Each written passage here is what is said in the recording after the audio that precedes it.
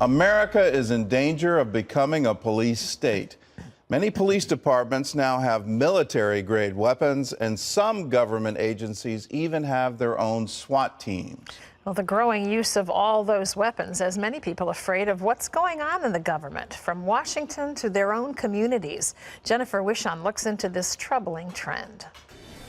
When we think about crime in our neighborhoods, we don't picture this.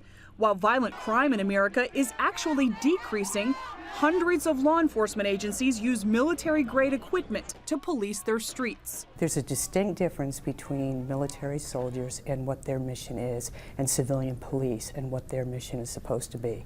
And those lines are way beyond blurred. Cheryl Chumley is author of Police State USA, How Orwell's Nightmare is Becoming Our Reality.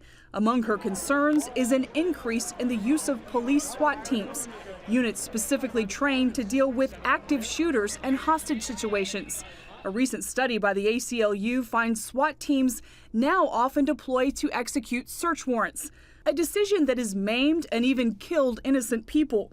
One case in point, 19-month-old Bubu Fonsavan nearly killed last spring in the house where he was sleeping. It was about 3 in the morning, and then the local SWAT team there busted through the front door, threw a flashbang grenade. They had a no-knock warrant looking for a drug dealer. Threw the grenade, it landed in the baby's crib. The little boy's face was half blown off. Mine-resistant ambush-protected vehicles, or MRAPs as they're known, protect American troops from IEDs in war. And today, at least 500 police departments also have them. They come from the federal government through programs designed to offload excess equipment. State and local police departments can get free or discounted military equipment from the Department of Defense, Homeland Security, and other agencies. It really took off after 9/11 due to legitimate concerns over the threat of terrorism.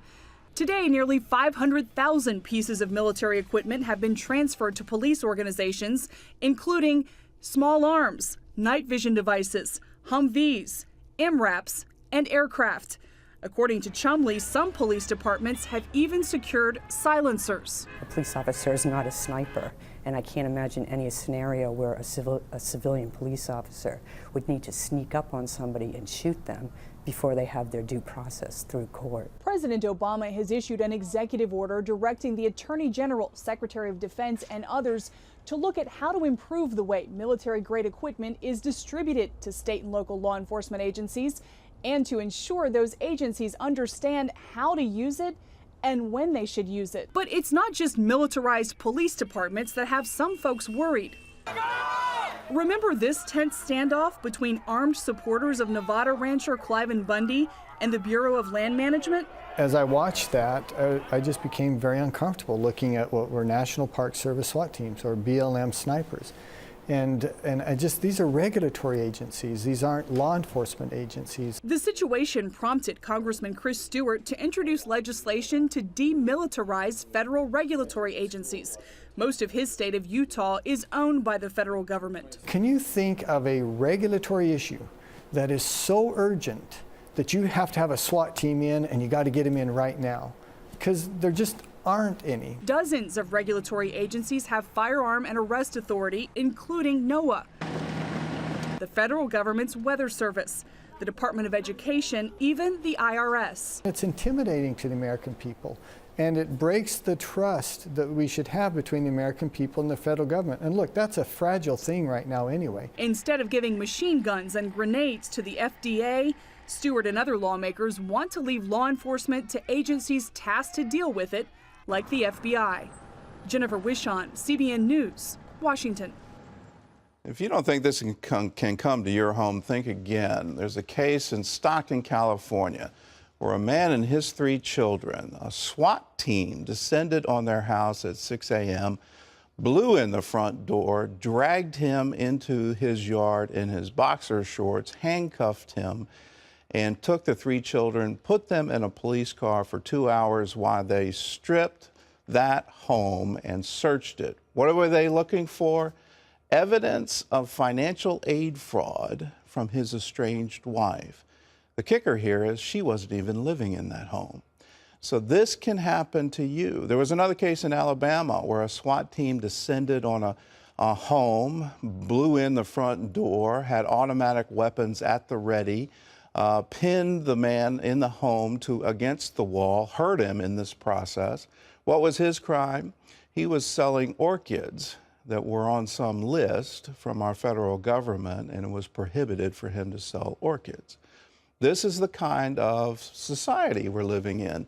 I've been saying for a long time we're a surveillance state, but when you add this kind of SWAT team enforcement on a surveillance state with regulatory agencies empowered to use SWAT team to enforce regulations, well, then we're well on the way to becoming a police state.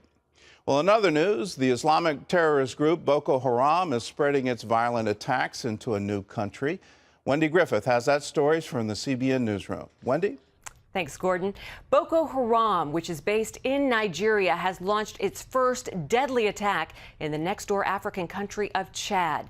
The group's campaign to create an Islamic state in Nigeria has been spilling over into neighboring countries for weeks now. Boko Haram has unleashed terror on the region, attacking villages, killing thousands of civilians, and taking hundreds of girls and women as hostages. The latest uptick in violence comes after Chad, Niger, Cameroon, and Benin all pledged military support to fight the terrorist group. Boko Haram is also suspected of bombing a crowded market in northeast Nigeria on Thursday. Here at home, the Northeast is getting ready for some of the coldest weather in 20 years. That's according to the Weather Service, including another major snowstorm. The most recent storm led to traffic problems, school closings, and piles of snow officials don't quite know what to do with. Dale Hurd has that story. Across the Northeast, this record-setting winter just won't quit. This is my fourth double shift in a row. So much snow in Massachusetts, they've called out the National Guard. Boston is running out of places to put it all. The mounting snow piles have become a danger for drivers and pedestrians. It's hard. It's like an obstacle course over here. You have to, cross further into the street, so that makes it difficult. Boston's public transit system was forced to close today, and some communities are having to consider dumping snow into the ocean. The massive snow accumulation was just too much for many roofs. In New Hampshire, 2 men were trying to sweep snow off this gas station canopy when it fell over onto an SUV. Remarkably, no one was hurt. Fire departments have had to dig out hydrants. Seconds do count in a house fire or any kind of fire. And there are new warnings about the frigid temperatures moving as far south as Georgia. And amazingly, another blizzard possibly in the wings for weary New Englanders. A Valentine's Day storm. I'm a little bit nervous. We have some damage here, and the next storm will definitely be worse. Workers are scrambling to shore up battered beaches along the Massachusetts coast, where the next few days could see hurricane-force winds. Dale Hurd, CBN News. Just never ends. Well, Washington, D.C. is famous for its museums, for air and space, art, history, and more. And soon, the Bible will have its very own museum right in the heart of the nation's capital. Paul Strand brings us that story from Washington. It won't be ready for a couple of years, but construction of the world's largest Bible museum began this week with an act of destruction, ripping away at a building in the way. And for the first time, its designers put on display the finalized artwork of what the $400 million Museum of the Bible will actually look like. Our idea and our desire is to tell the Bible story in such an engaging way that people will want to spend hours in the museum. Steve Green's family not only runs the mega business Hobby Lobby, but also owns one of the largest collections of Bible artifacts in the world. Most will find a home in the new museum, along with many high-tech, innovative displays to bring God's Word to life. When we think of the word museum, sometimes you think of old and dusty, but what we will be doing is making this technologically advanced, where that it's very engaging and interactive, where that somebody could have a customized tour if they wanted to. The museum is set to open in 2017, just a few hundred yards from the National Mall and the most famous Smithsonian's, like the popular Air and Space Museum. Paul Strand, CBN News, reporting from the future site of the Museum of the Bible. Nice hat, Paul. Well, President Obama is in California's Silicon Valley today for a White House summit on cybersecurity and consumer protection.